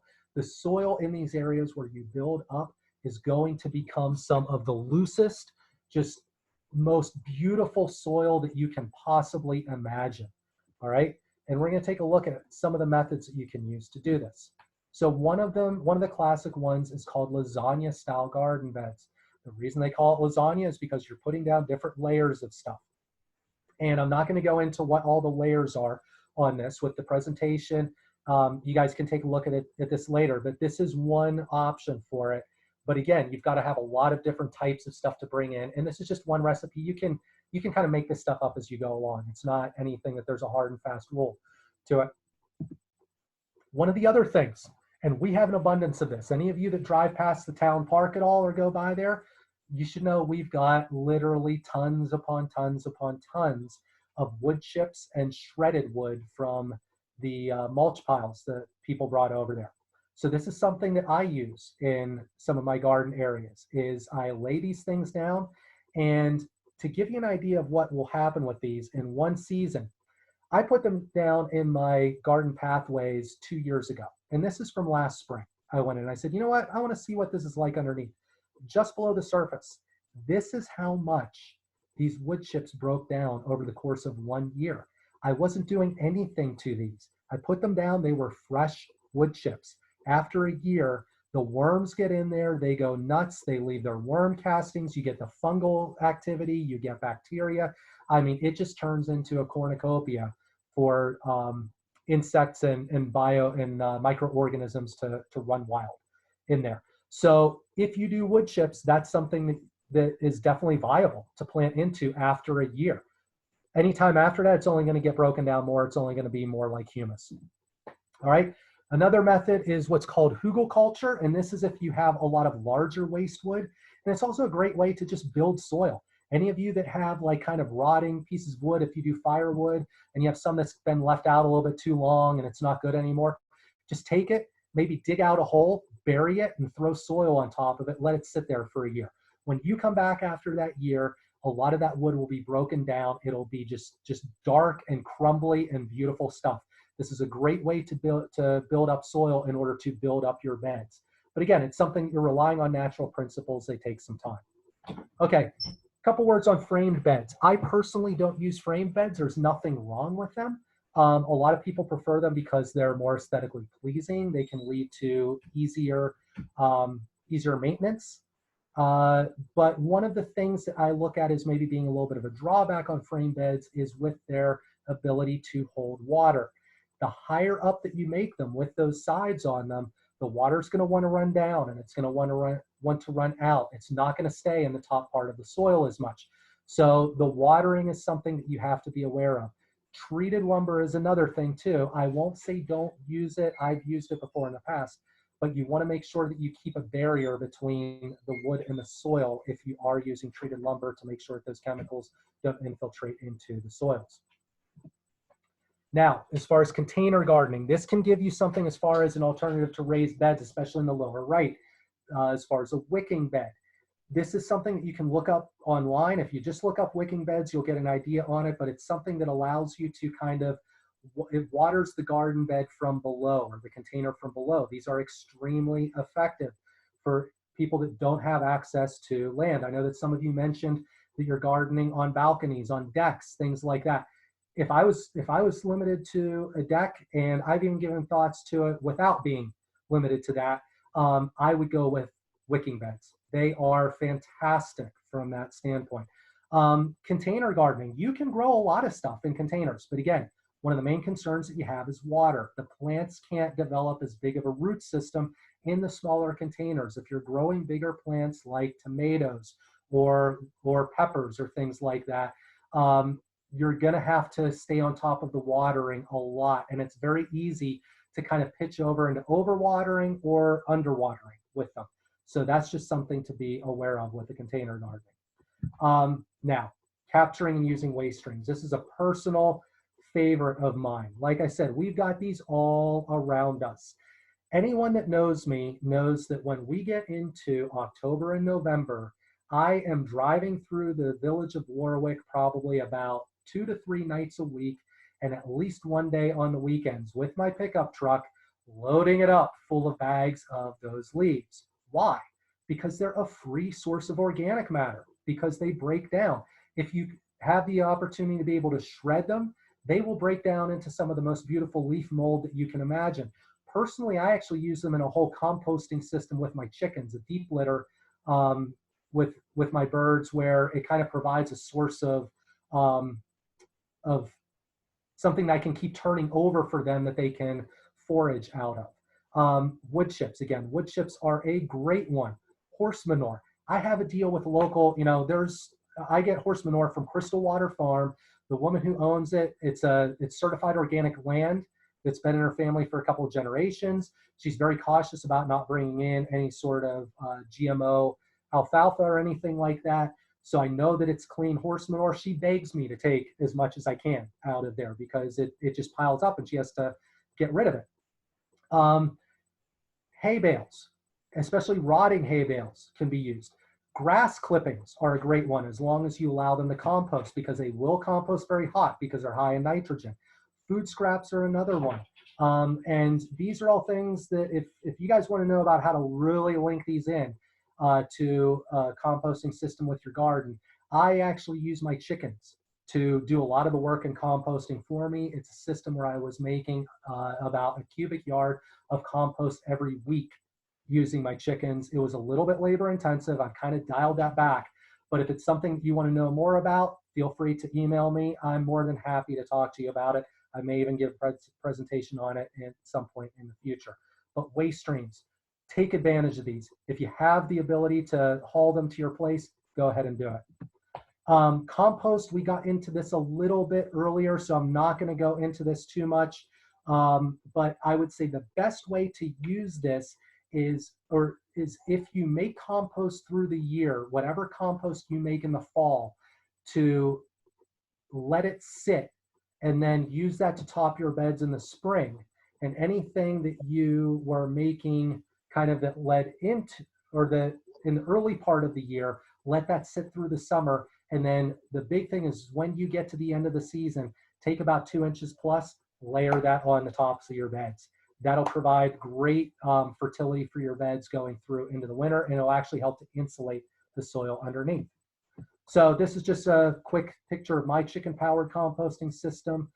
This is one of the piles that got turned out of the initial bin. And I basically do this with food scraps and lawn clippings and horse manure and all kinds of stuff like that. And it basically provides free food for my chickens. They lay some of the best eggs you'll ever taste. I mean, I'm talking orange yolks that sit up like a rubber ball cut in half on there, and it reduces my costs and helps to regenerate the land in the process. Mulching and weed control. So weeds can be controlled by 2 means in an organic garden: removal and smothering. Okay, you don't want to disturb the soil, or you want to disturb it to the minimum amount possible because you're not wanting to stir up weed seeds and cause those to grow.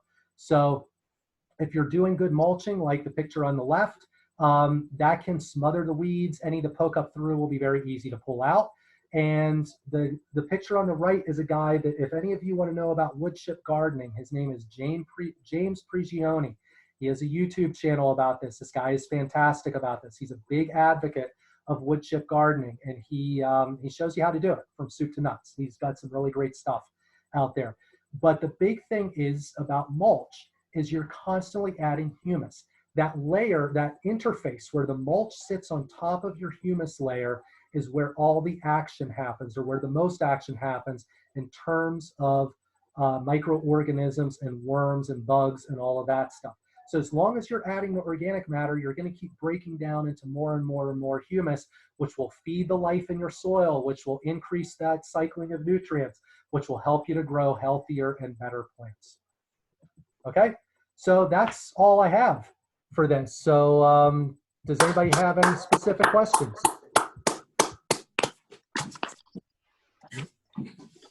That was awesome. Thanks. Thank you so much.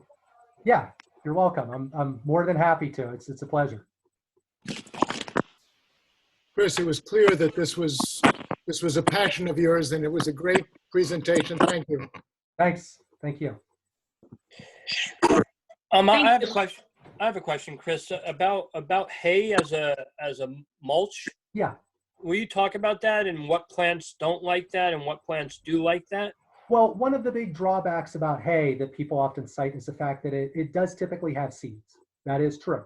My experience has been, though, that especially if you let it kind of overwinter or sit out, it's not going to be as much of a problem. And the big thing is, if you put down a good layer of it on there, not where it's necessarily matting down and getting saturated, but that it's thick enough that it suppresses the weeds, it's not really going to be as much of a problem on there. What about straw as a contrast? Straw is better, but some of the issue with straw is that it tends to be a little bit more expensive than hay does. A lot of times it's easy to find spoiled hay for dirt cheap or free, where straw, you may be paying as much as $8 a bale for straw. Correct. Yeah.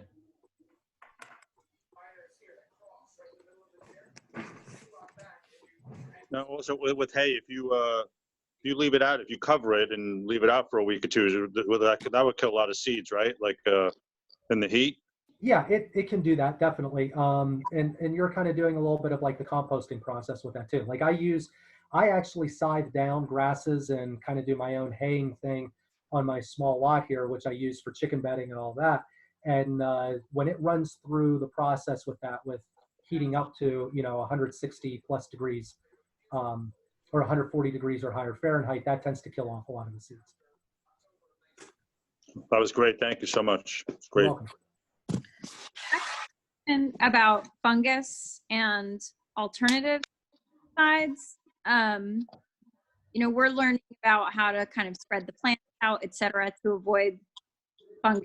Last year, our squash got attacked significantly, and so did our grapes. And so I'm just wondering what your tip might be. Well, you're on the right path with spacing things out. Airflow will prevent bad fungus from moving in. The idea is that we want to keep the fungus in the soil on there. And the other thing too is, especially with tomatoes are very susceptible to fungus. Anything that you can do to keep soil from splashing up on the underside of leaves is a good thing. And that's the reason why mulching is so important. If you put down that layer of mulch over the soil, when the rain comes down, it's not going to splash stuff up on the bottom of it. And anytime you're doing any kind of pruning, and this was a mistake I learned the hard way last year, because anytime you're doing any type of pruning, especially tomatoes, you want to make sure that your hands are clean. Don't go and do it after you've been working in the soil. What I found I was doing is I was doing everything right as far as putting down mulch and making sure that nothing splashed up onto my tomato plants. But I would be out working in the garden and doing weeding and all this other stuff. And then I'd say, hey, you know what? I need to prune off some suckers. And I'd go over there and start pinching them off and cutting them off. Well, I had that soil on my hands and I was contaminating my plants directly. And I ended up getting a disease outbreak in my tomatoes, and it affected my harvest like that. So, but the soil, keeping the soil and the plant leaves separate and maintaining good airflow are two of the best things that you can have. And a lot of that is in regards to spacing. Don't get greedy with trying to grow too many plants. Give the plants their space and they'll actually grow bigger. And what about if they have been attacked? Like I said, with the squash last year and the grapes, what should we do then? We didn't use any fungicide, but it really sad. Yeah, there are organic, there are fungicides that you can use for organic purposes. Neem oil is one of the ones that I've seen. There's also kind of like copper-based fungicides that you can use that will work. But again, that's the sort of thing that you don't want to overdo it. You only want to use it when needed and use it on the areas that are affected. Don't necessarily go nuts with just spraying it everywhere, because then it'll wash off onto the ground. But if you go and check out in any of the aisles of the local home centers, you'll see a lot of, and just read on the packages and everything, you'll come across that, or do your own research with it. I recently heard that chamomile tea can be a good fungicide. Okay, I don't know if you know about that. Is it? No, that's news to me. Yeah, I just heard it. It's news to me as well. I don't know if it's true. Yeah.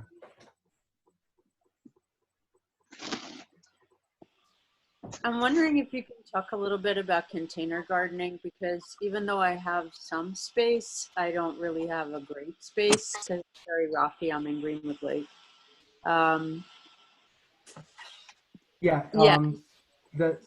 The thing with it, I didn't want to go into too much depth as far as any of these specific methods. When it comes to container gardening, one of the main things that you have to deal with, it's water.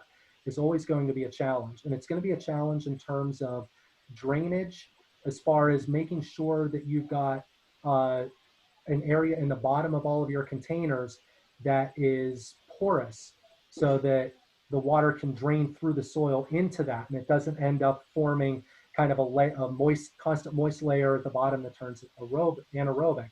And the other thing is just keeping enough moisture in there. Your plant roots can't develop as large in there. So when you're talking about any sort of container gardening, what I would recommend is, if you have the space to put in like one of those stock tanks, like anything that's along those size on a deck. What? Do you know what I'm talking about as far as like the stock tanks? They're typically around 100-gallon size. It's usually, they're made out of galvanized metal, or sometimes you see the Rubbermaid ones that Oh. are made out of like a hardened styrofoam. Yeah, yeah. Okay. Yeah. Your best bet if you're having to do container gardening is to look to one of those and make yourself a wicking bed out of that.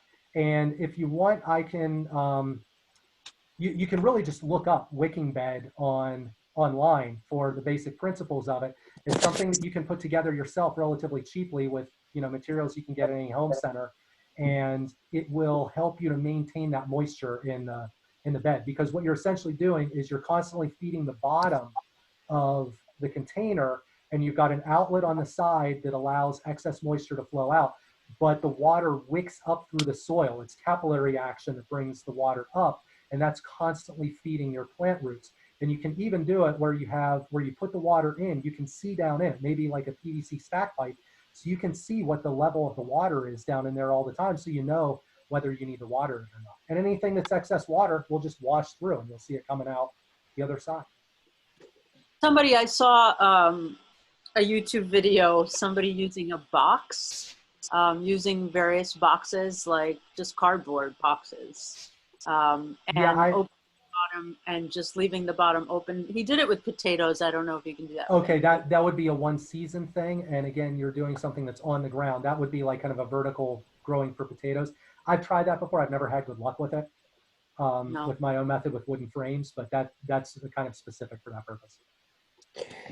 Hey, Chris, I heard you talk about bamboo. I just wanted to put a little plug in here. If anybody needs bamboo, I got it. Yes, I will attest to that. All of the bamboo that is in my garden came from Garrett's parents' family right down the road from me. So yeah, they have a lot there. It's huge, and they definitely don't mind people cutting it. They'll ask you to take more when you show up. I prefer you take it out at the roots. So it's gone. Yeah. So it's gone. Coming from Jonathan Talbot. Bamboo colony.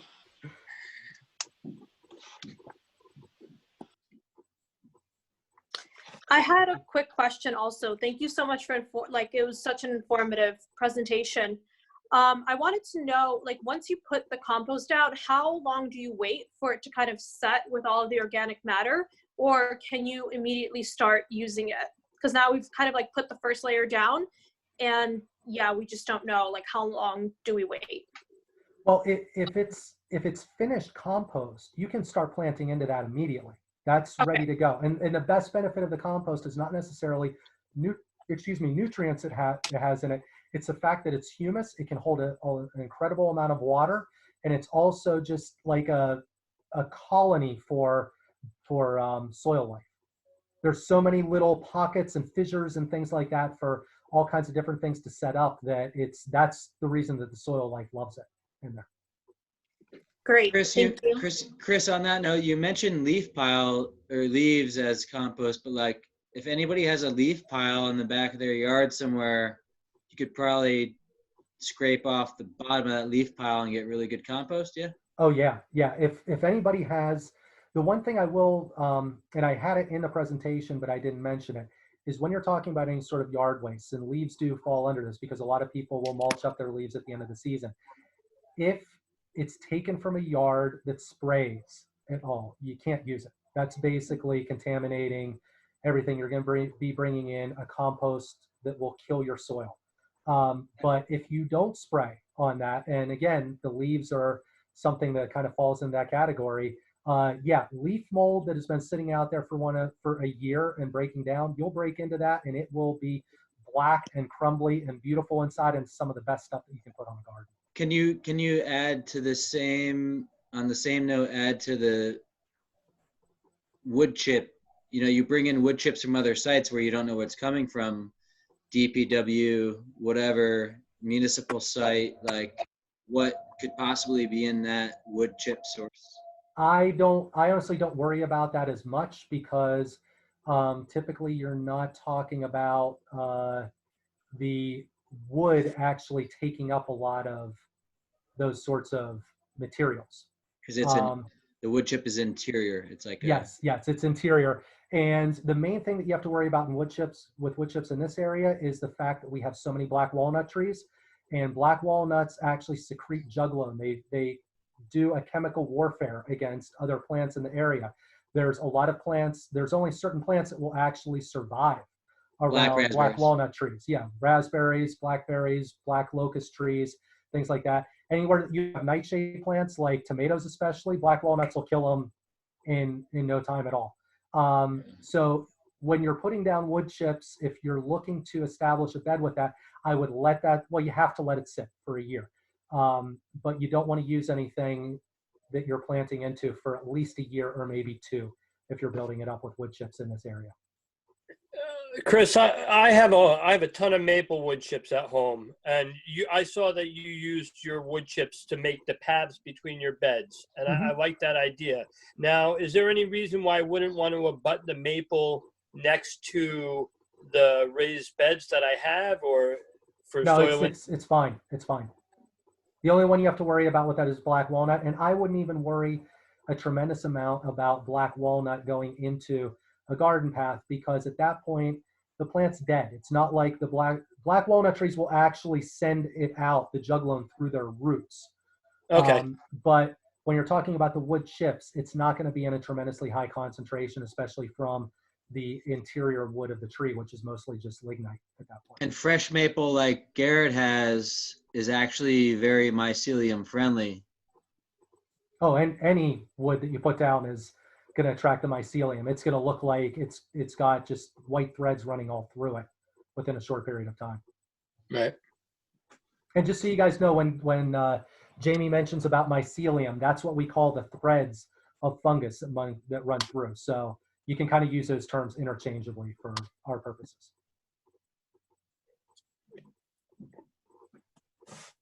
I have an addition to make maybe about one of the few things I can add to your presentation is the soil content, not the soil quality per se, but like the soil content. And if you want to discover your soil content, there's like you mentioned, the dog poop test, Chris. Yeah. You can take a soil sample, fill up a jar halfway, add add water to that, and you do a shake test. Yep.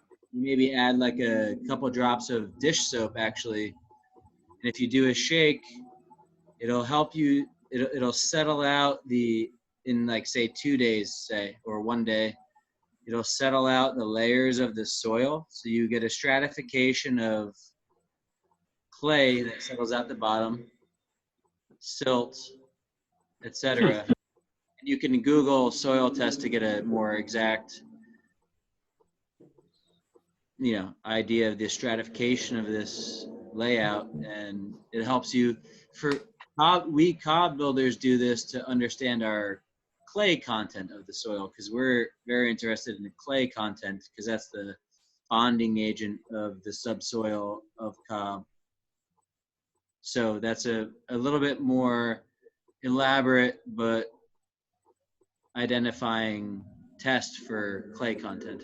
Yeah, and those clays not will soil stay, quality, but clay content. Yeah, those clays will actually stay suspended in the water for up to 2 weeks, like that too. That's how fine the particles are of clay, that it will just look cloudy in there forever. The sands will drop out in less than a day. Silts will drop out in about 2 days. And this is a common test that we would use actually in civil engineering for soil mechanics to identify the properties of the soils that we were working with for bearing capacity. I forgot about the aggregates falling out first, but yes, yeah. The clay and the silt will separate, and silt is like fake clay in a way. No, it's a totally different. It's a different type of. It comes in your from hand, rock it'll strata. behave the same. In your hand, it'll behave the same. It'll act sticky for a minute, Yeah, but it won't cohese. It has no cohesion. Correct. Not plastic. Folks, I just want to say before I'm seeing a lot of people are leaving now, and I can leave this running. So if people want to stay all night, they could, and I'm sure they've got the content to go all night. But while everyone's here, I want to say a special thanks to Chris. I want to say thanks to everyone who raised questions and had comments. I also want to say you might be getting emails from us, or you might be getting them from Grow Local Greenwood Lake about the next meeting, but we'll plan to meet next Monday. It seems there's plenty to talk about. If you have questions, like maybe whether or not the Village of Warwick should allow chickens, if you have things like that, bring them up next Monday. Get your questions together. If people especially can take pictures related to their questions and send them in, that may be helpful. Let's see, is there anything else we should be adding? Chad, is there anything else you want to add, or is there anything else anybody else needs to say before we? No, this one was really great. And again, it seems like we can go all night, even though my kids are waiting for me. I have to tuck them in. And I know Jeff, and you mentioned we haven't come up with have we have an official name yet, or do we still want to keep that open and make that part of the thought process? What do we think about the Victory Garden plot? Well, for these weeks, I don't know what. To be honest with you, my family's had a garden for the last 42 years. I don't know if we're declaring victory on anything. You know what I mean? We're just growing our own food as best we can. It's victory over government subsidies. That's what the Victory Garden was about. They promoted raising rabbits for protein, chicken for protein, and raising food off of the food stamp ration. That's where the victory comes in, because we were only given certain rations in the World War II era. So on the chicken in the village note, Mike or Michael, I don't know what you. Please let's discuss it next week. Please let's discuss it. I have one sentence. I have one sentence that will be resonant, hopefully. It's ask for forgiveness instead of approval, okay? Ask for forgiveness instead of permission, because they don't have enough deputies to round up your chickens. Are you kidding me? Wait for your neighbors to complain. That's all. But thank everyone. It was wonderful. Thank you guys so much. Yeah, thanks, guys. Cheers. Thank you. Have a good night. Thank you so much. This was wonderful. Thank you. We'll send out all of Chris's notes that he sent on, and we're still looking for a nomination for a name for the Zoom sessions we're having. To continue this even after the lockdown is over, because this is just wonderful. Great idea. Yeah. Well, Chris is doing that. Chris is setting up a Resilient Person Warwick site that will extend